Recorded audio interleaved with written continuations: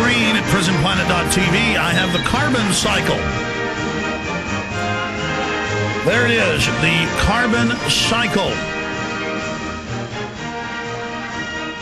And they've even, this is one of the new propaganda ones where they even have the fossil fuel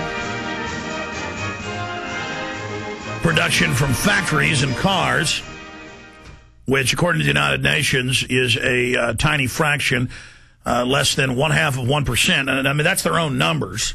Has nothing to do with anything. The ocean is billions of times every year. They've done the calculations on this of all human activity. One big volcano is more, one gaseous explosion from a volcano puts out more CO2, take the case of Mount St. Helens, than all of human activity in the previous 100 years to that, conservatively. And what makes the grass grow? CO2, literally. What makes the plankton have a great day in the ocean so the little fishies, so the krill can eat it, and the little fishies can eat the krill, the little shrimps. But now the shrimps are with Al-Qaeda. The global government is doing nothing about all the true environmental crises. I'm going to cover this later. But they are doing something about the carbon cycle. They are taxing the entire carbon cycle. In fact, bring me back up to a close-up of that so I can show the viewers here and then talk about it for the radio audience. You see, you have water vapor in the atmosphere, which is composed of predominantly CO2. And it's one of the dominant majority gases in the atmosphere. And then it condenses into water vapor and rains back down into the ocean. Right here. Oh, my God, it's going to kill the Earth. But Obama will save us. And then it goes back up in condensation and forms clouds again and continues.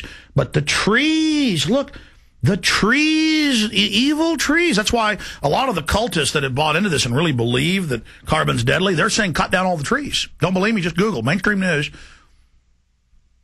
Climate change crowd wants to cut down trees. But let's continue with the other evil things. They've got cows, as if there haven't always been bovine and other forms of mammals and other creatures on the land that are eating, and iguanas and every other creature puts off methane.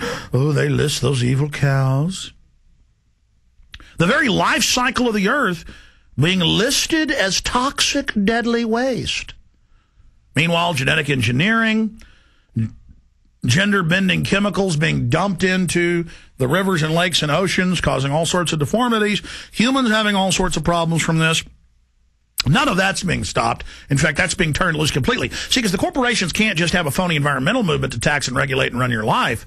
They've got to do more. They need to use this as a distraction to all the real environmental crises and issues we have to deal with. They have to pick an issue that can be selectively enforced against the population and selectively enforced against companies, smaller companies, that the establishment wants to run out of business. This is a total straitjacket on the planet, the carbon cycle, taxing the carbon cycle.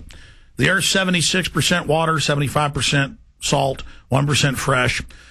That's really an old bad number. It's because there's so much fresh water in the aquifers. It's really more like 4%. So we're talking getting up close to 80% water.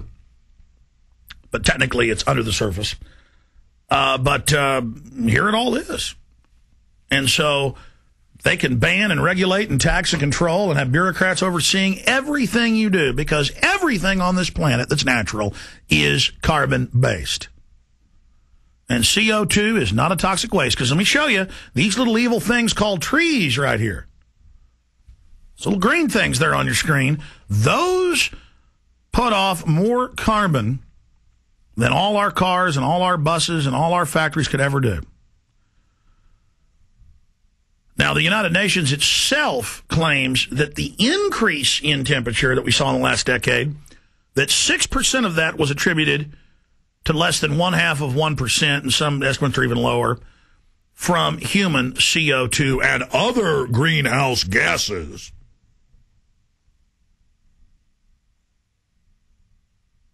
So there you have it. They're basically terraforming the Earth in the opposite direction. Meanwhile, there's thousands of aircraft spraying chemtrails, manipulating the weather everywhere, and devastating the atmosphere. And the military detonated hundreds of nuclear weapons in the high atmosphere.